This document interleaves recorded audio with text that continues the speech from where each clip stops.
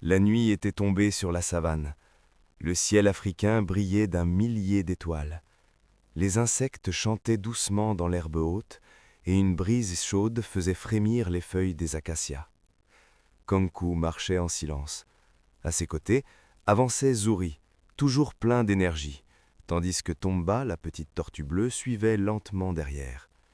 Sur l'épaule de Kankou se trouvait la petite araignée rouge et blanche, observant le monde avec ses nombreux yeux brillants. Ils avaient quitté le village de Kumbala. Devant eux s'étendait la savane immense, et quelque part là-bas vivait Mosi le lion, le roi de la savane, le lion que personne n'avait jamais entendu rire. Kankou s'arrêta près d'un rocher. Il regarda l'horizon sombre. « Faire rire un lion ?» murmura-t-il. Zuri s'assit sur le rocher. « Je connais les lions. Ils ne rient pas, ils mangent. » La petite araignée tapota l'oreille de Kankou. Chaque créature a un rire caché. Tomba arriva enfin, très lentement. « Même les lions !» Zuri soupira. « Très bien, mais si ce lion rit en nous mangeant, je ne trouve pas ça très drôle. » Le groupe continua à marcher toute la nuit. La lune éclairait l'herbe dorée. Ils passèrent une famille d'éléphants endormis, des zèbres broutant sous les étoiles, un hibou silencieux observant depuis un arbre. Le monde semblait immense, et Kankou commençait à comprendre quelque chose. Cette aventure n'était pas seulement pour gagner la main d'Amina, c'était une épreuve de transformation. Au petit matin, ils arrivèrent près d'une vallée rocheuse. Tomba s'arrêta. « Nous sommes près du territoire de Mosi. » Zuri regarda autour de lui. « Pourquoi est-ce que je sens soudain que nous faisons une très mauvaise idée ?» La petite araignée pointa une patte vers le sol.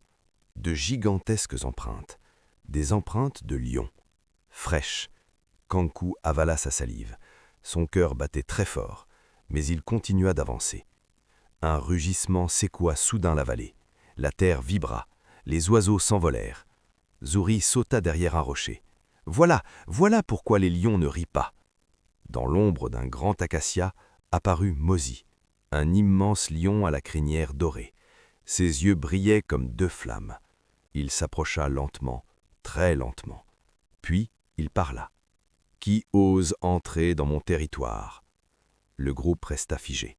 Mais Kankou fit un pas en avant. « Je m'appelle Kankou. » Le lion inclina la tête. « Tu es courageux ou stupide ?»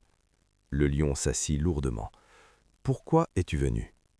Kankou prit une grande inspiration. « Je dois vous faire rire. » Silence. Zuri ferma les yeux. Il pensait que c'était la fin. Mais soudain, le lion éclata d'un énorme rire. Pas parce que c'était drôle, parce que c'était absurde. « Tu veux faire rire un lion ?»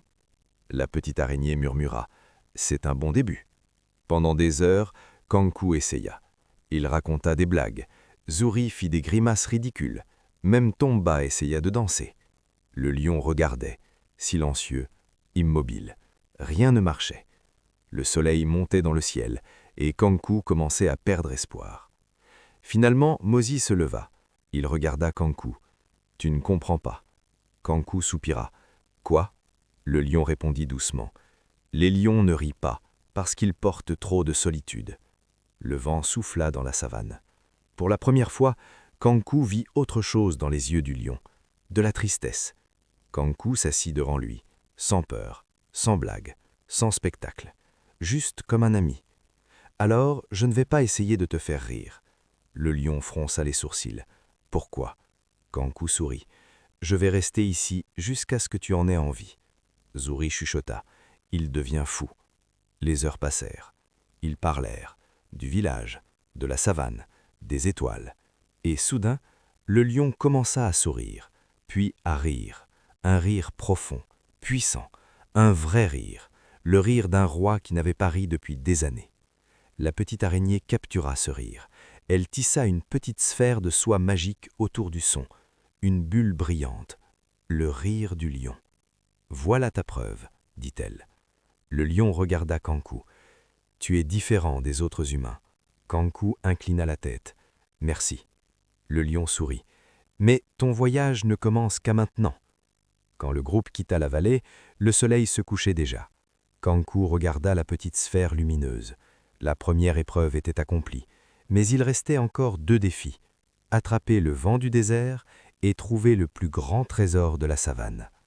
Tomba murmura. « Le désert commence là-bas. » Zuri soupira. « J'ai un mauvais pressentiment. » La petite araignée sourit. « Les meilleures histoires commencent toujours comme ça. » Et dans le ciel africain, les étoiles commencèrent à apparaître. L'aventure continuait.